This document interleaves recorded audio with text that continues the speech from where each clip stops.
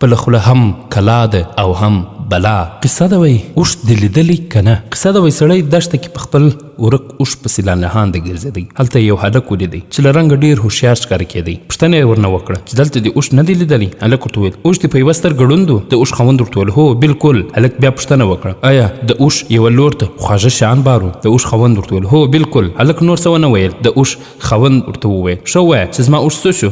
هلک ورته وویل ما نه دی لیدلی. په دې سره د اوښ څښتن حیران او په غوسه شو. نو هلک یې قاضي ته روان کړ. قاضي ته یې ټوله کیسه وکړه. قاضي ماشوم وپوښته اوښ نه دی لیدلی؟ نو دا حالت یې څنګه درته معلوم دی؟ هلک وویل په لاره کې مې چې د اوښ پلونه ولیدل د یوه لوري واښه یې خوړلي او پوه شوم چې اوښ په یوه سترګه ړوند دی. وروسته مې چې لارې ته پام شو چې په یوه لوري مچان لګیا دي پوه شوم چې یوه لوري ته خواږه شیان بار دي هغه توی شوي دي. قاضي ته د هلک هوښیاري خوند ورکړ او ورته وویل منم چې ته بېګانه یې خو ستونزه له خپلې ژبې در پیښه ده.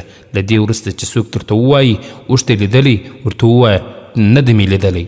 عبرت په پښتنو کې یو متل دی چې خپله خوله هم کلا ده او هم بلا.